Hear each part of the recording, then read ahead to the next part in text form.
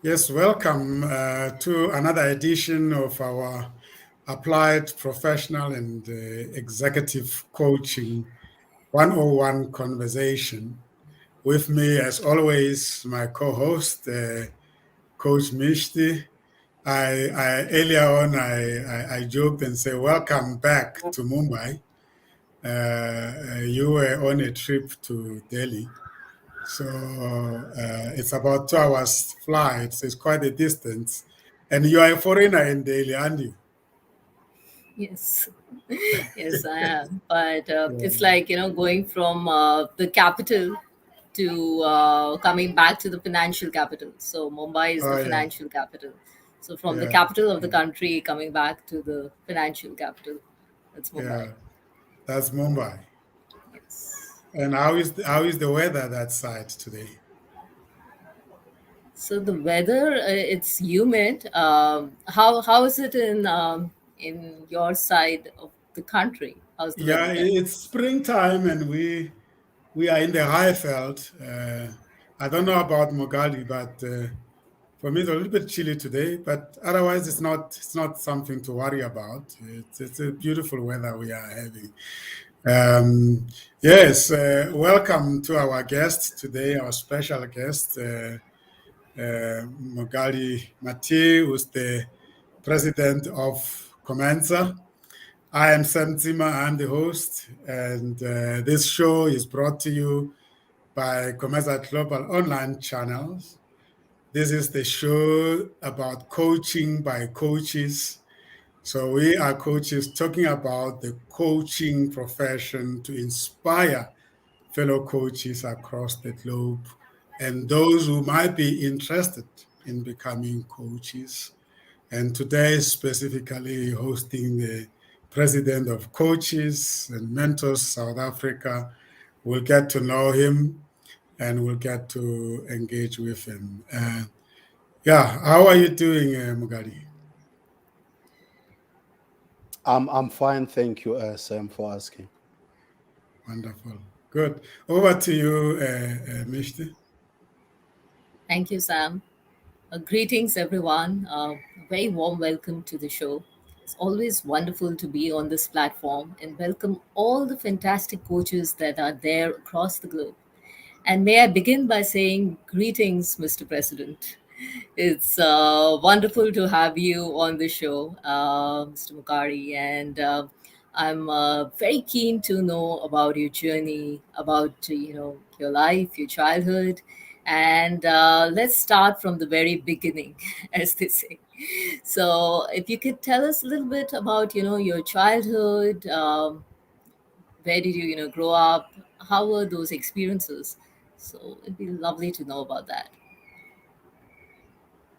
Well, thank you, Coach Misty.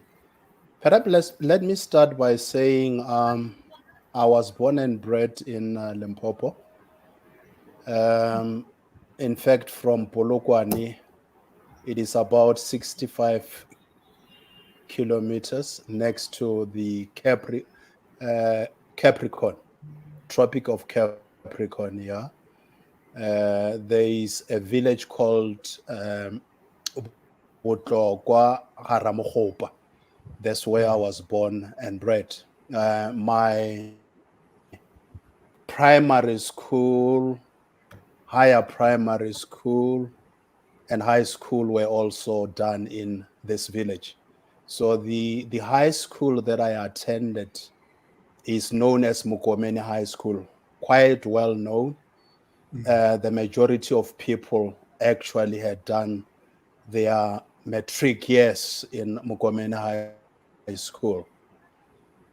Growing up as a child in the village, like any other child, you get exposed to both opportunities and challenges. And the challenges more around when we grew up, we did not know anything about the so-called electricity. So you needed to have a candle to read books.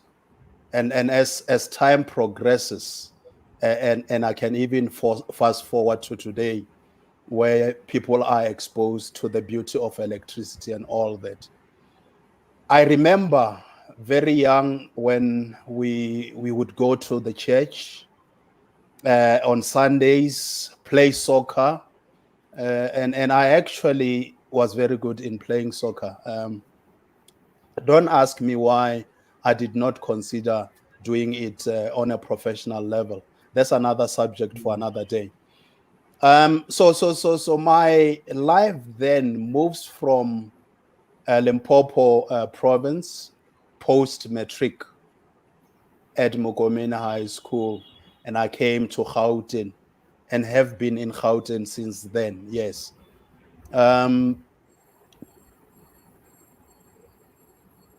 Perhaps if I'm allowed, I can also take you through So the journey since I came here. So you did your grade 12 at Mokomeni High. So when you came to Gauteng, you had completed your grade 12 studies, right? Yeah, well, remember at our time, it was a standard 10. I think I need to put that in context. Yes, I hear they call it grade 12 now. So post-matric, I relocated to Gauteng province. And the sole purpose when I came here was to further my studies. I had applied at Wits University, and funny enough, I wanted to study law. And I think 6 months into the preparation for that journey, I found myself grappling with things like Africans for lawyers and having to then do Latin and all that. And I said, no, this is not for me. I then decided that I will do a junior degree in business administration. And I did my junior degree in business administration through VES Technology, Technikon, sorry, which is now University of Johannesburg. That's where I did my BTech in business administration. Followed by that, I decided to do a master's, and my master's was on business leadership. And it was done through Graduate School of Business Leadership at UNISA. When I completed my master's, ordinarily, you would have thought the next logical way would be to do a doctorate in business leadership, but something came through and I found myself having to do another master's, and this time it was a master's in missional leadership, which is one sphere of theology. And again, I found myself doing another master's, and it was a Master of Arts in this case in practical theology. And then I realized that it would appear that I have 3 opportunities of doing 3 PhDs, which I am exploring. So there's the possibility what of was doing informing a the doctorate. decision to? Sorry, Mokadi, what was informing the decision to take these diverse master's degrees? Yes, and I see that there is a common connection of leadership. Okay, Sam, I think I would blame it on natural intervention, because it would appear there was this clarion call that said, don't go for the doctorate in business leadership, but rather find yourself trying to appreciate what missional leadership is about. But then in the process, venturing into theology itself and exposing myself to the foundation of leadership. Remember, the fear of the creator is where leadership starts. I think that's the only reason that I can share at this stage. Yes, but at at times I reflect and ask myself if it wasn't craziness that I ended up doing what I have done. I can safely conclude today that it was definitely a well-designed path instead of the craziness that I thought it was at some point. That is wonderful. It's very inspiring. Thank you so much, Mokadi, for sharing that. And you spoke about understanding leadership from different perspectives. So, what were your initial discoveries about leadership, and when you build the foundation of understanding leadership? I think my initial discovery, and it still holds true even today, you cannot be a leader if there are no followers. So followership becomes the basis of leadership.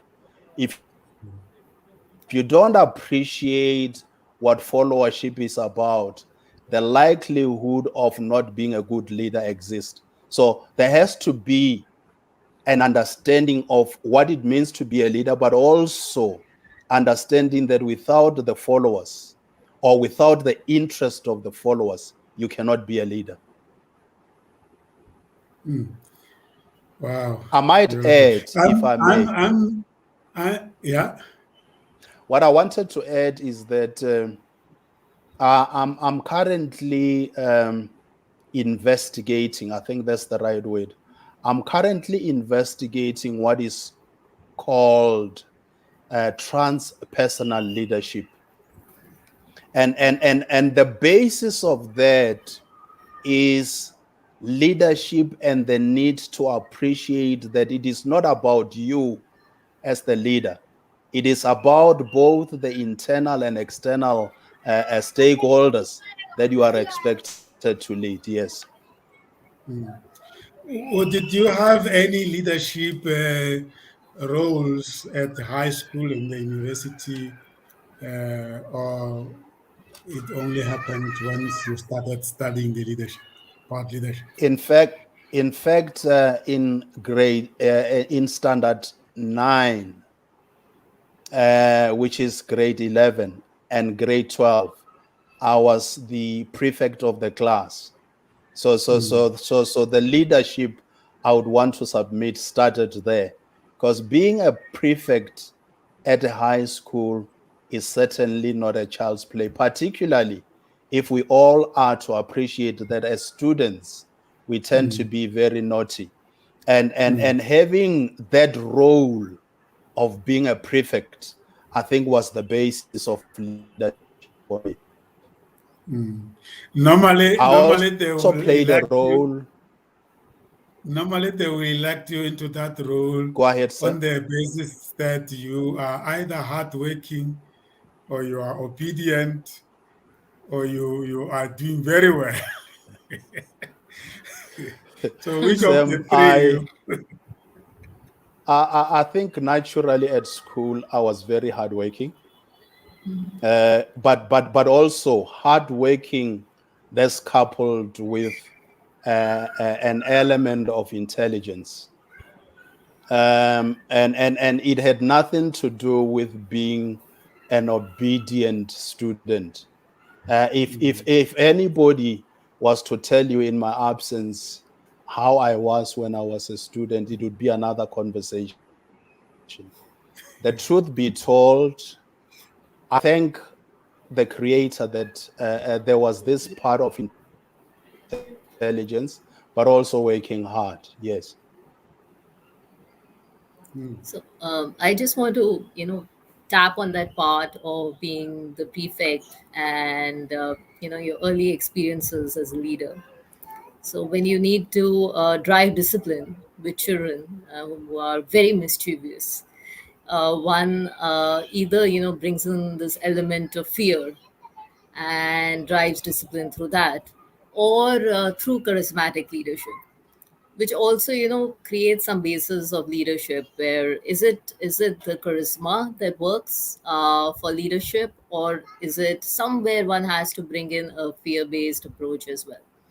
So what is it that did work for you at that stage, and helped you create some basis of leadership there? I think fear-based leadership is a recipe for disaster, if you were to ask me. And unfortunately, you tend to see it prevailing in most situations where people want to be feared as leaders. I want to submit that it is a recipe for disaster. But having said that, yes, there is the aspect of being charismatic. But remember, as a student prefect, you don't have the ultimate power. The ultimate power rests with the teacher or the educator. You become a conduit, if I can put it that way, between the teacher and the students. And of course, what then happens is where you have mischievous students, they kind of not like you, because ultimately you might report them. Or alternatively, what tends to happen is the mischievous ones would want to be your friend, so that it becomes a dilemma of reporting your own friends. You know, those are some of the experiences, unfortunately, that I can share. However, I can put it on record that it did not matter whether you were a friend or not. Wrong has always been wrong, and even today, wrong is still wrong. So you don't do something wrong and say, because we happen to be friends, therefore you are protected. If there is consequences as a result of a friend having done something wrong, those consequences will unfortunately take place. So you then came to Gauteng and you studied, and then you proceeded into masters. And when did you start the career journey? Where did it start, and which organization was it? As what, and how was the arrival there? How did you land at the place of work, the world of work? You know, funny enough, when I started working, I worked for a bank. It was known as Citibank, a US-based bank, which I only worked for a year. And they disinvested, I think, around 1986, thereabout. So it was a fair 1 year sort of that I went into Citibank. So when they disinvested, I think I had 3 months to reflect. And while I was reflecting on what next, I got approached by a relative that said, I think we have a better position for you. And this was an engineering company. The name of the company is Rapid Allweiler Pumps and Engineering. It was a combination of a local company, and also there was foreign shareholding from Germany.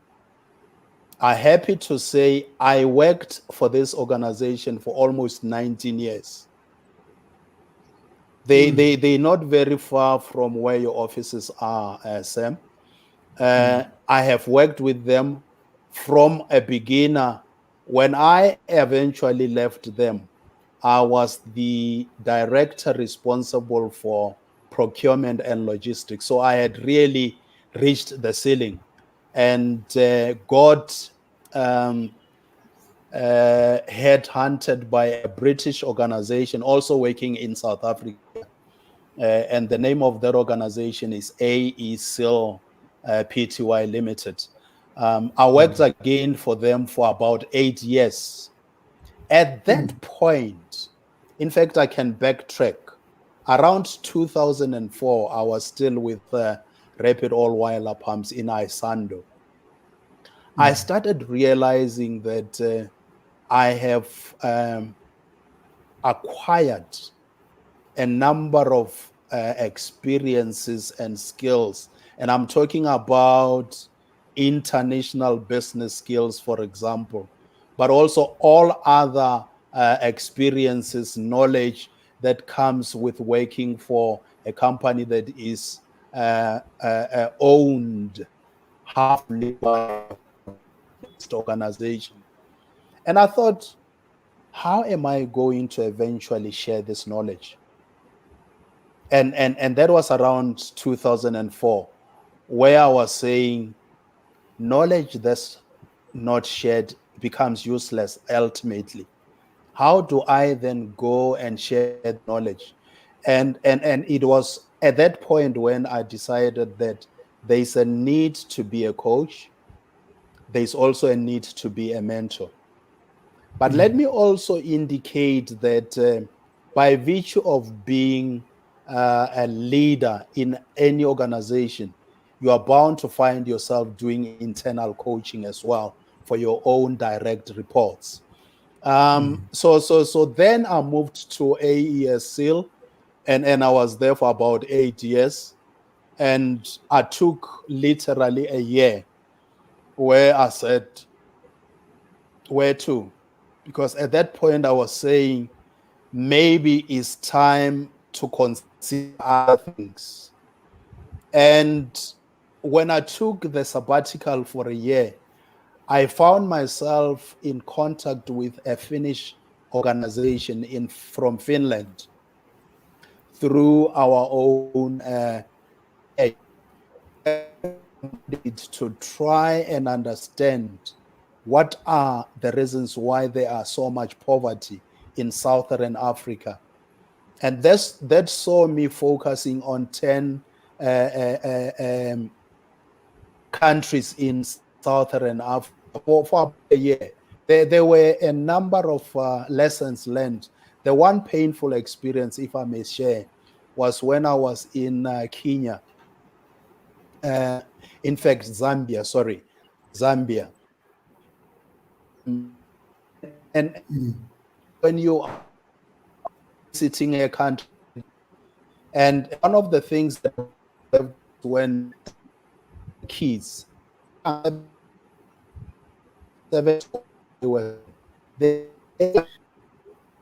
think we are losing Mokadi. standing. Your connection is a bit shaky. I'm not sure if there's anything you can do. We're losing you. We're losing important inputs you're making there. Can you hear me? We can hear you now, yeah. But it keeps on losing us. But let me do my best to hard up. But what I'm the point that I wanted to make was that, it becomes a painful experience when 7 kids would buy 2 eggs, the boiled egg, and start sharing those 2 eggs. For me, that was a painful experience, and also a reason why I would say indeed we have poverty in this part of the country. But then after that year, I found myself working for a SETA in this country, the food and beverage SETA. And I had 2.5 years with the food and beverage SETA as the CEO of the organization. After them, that's when I said, well, I want to go full time. I will start a consulting organization. And one of the offerings in that consulting organization would be coaching and mentoring. And that's how in my career I found myself doing the things that build up to what I am currently doing at the moment. Well, you answered one of the questions I was going to ask, and that was, is coaching something that you pursued or you bumped at it and then saw it as a nice alternative, or you strategically went for it? So it's good to know that you actually identified it as can I call it a post retirement profession? Not really, as your last profession in your own journey of professional. In fact, Yeah. yes, Sam, if I may add, I see the aspects of coaching and mentoring as one of the parts of the identity of a leader. in his career journey. Mm. Yes, so it was a part of that identity from that whole journey, from being a prefect, Yes. discovering Yes. the leader in you, to studying, 3 masters that kept the foundation of leadership going, Yeah. to essaying the role of a mentor and coach as a leader is Mm. very fascinating. And being in an Mm. organization for 18 to 19 years, so that talks about a lot of resilience and how to Yeah. really sustain and adapt to diverse cultures. So as a Mm. coach and mentor, I read that you do a lot of work with the youth as well. So, what are some of your teachings to the youth on how to really build their resilience to sustain in an organization and adapt to different organization cultures? Thank you, Coach Misty. I think let me first address the issue that I think myself and coaching and mentoring fell in love with each other. Mm. Mm. So I did not find it. He did not find me. We found each other. I think Yeah. I need to put that on record. But having said that, yes, you are right, Coach Misty, in saying part of what I focus on is on the youth. Remember, future rests with the youth. So if we don't impart the experiences, we actually rob the kids opportunity. Mm. That thing is, if you look at issues like agility and The, resilience, the line is those still becomes shaky, critically. Mokadi. The line is still much Yeah, shaky. I I'm don't not know sure. whether you can adjust your connection there. I don't know what causes it. You were very clear earlier on, but we're still starting to lose you. Let me But maybe try try. again, Sam. Can Hopefully, you hear me? stay stable. Can you hear Yeah, me? Okay. yeah. I We, just we can hope we can that, hear. But Sam, I was saying, I just hope that what we are experiencing is not a continuation of. Um, and I'll leave it at that. The crash that I'm talking about is when some social media crashed.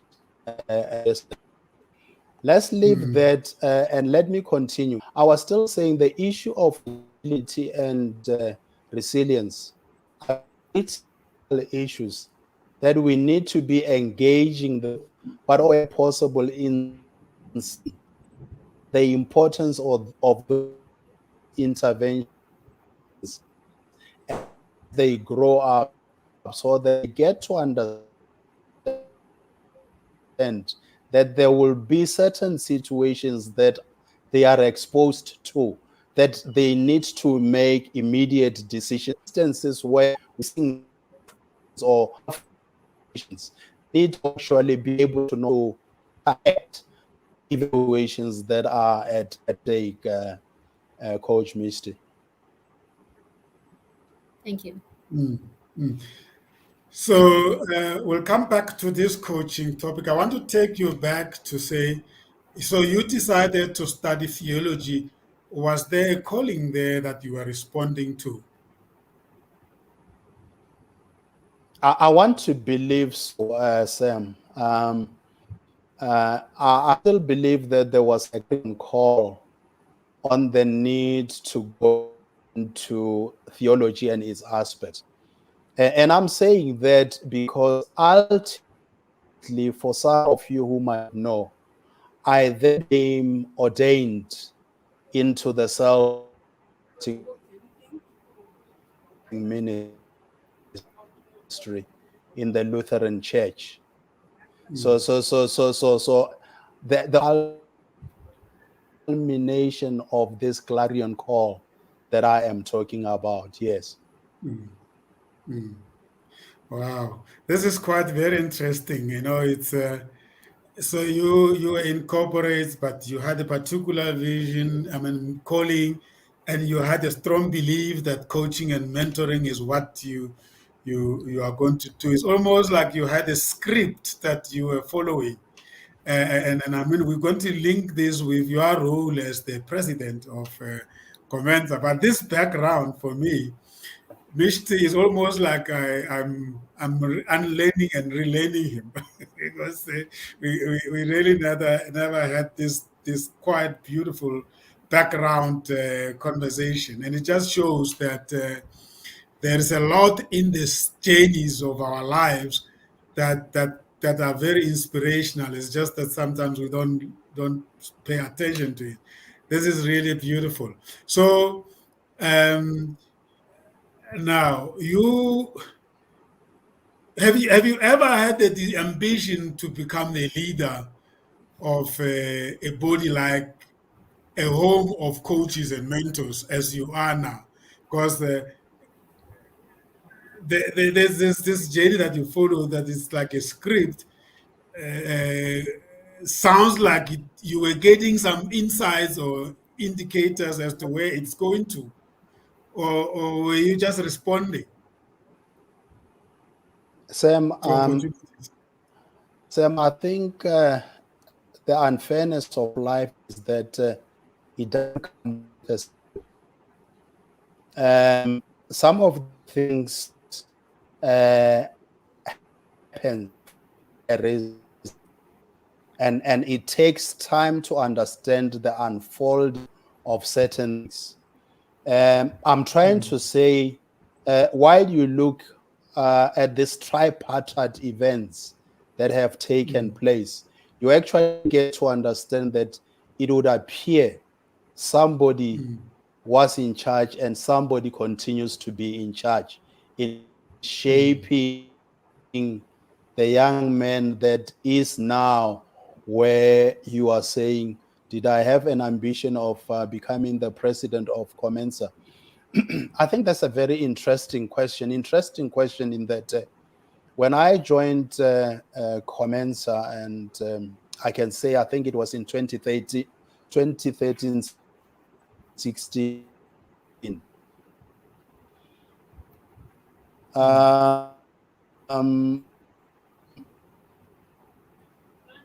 I wonder if you switch off your joined camera, will because that be I better? believe Maybe it is too heavy on your network. that like-minded individuals and professionals should be interacting.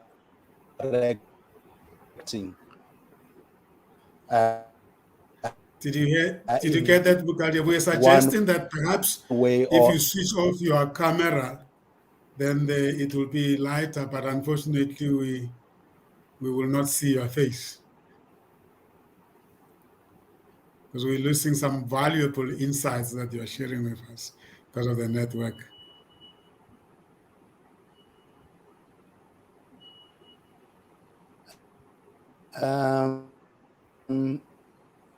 Just on your left after microphone, there's a camera there. You can just click on it and then it will go off. When I switch off my camera,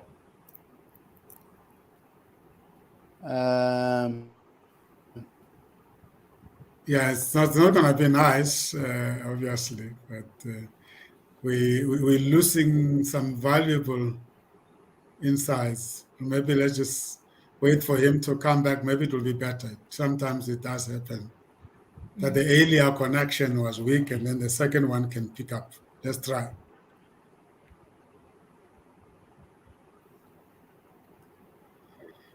Welcome back, Mokadi.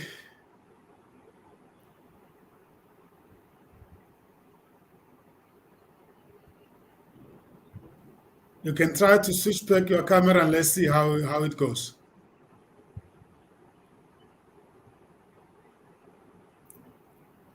Can you hear the sound? Looks like he can't hear us.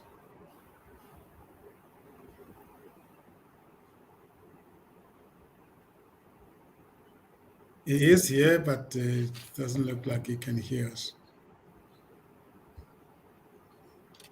Yeah, the network is very, very weak. I can see it's trying to connect and it's not getting it.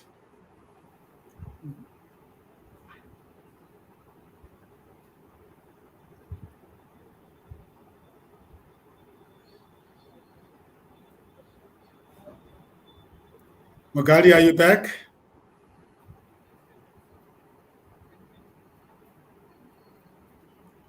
Looks like it's gone worse now.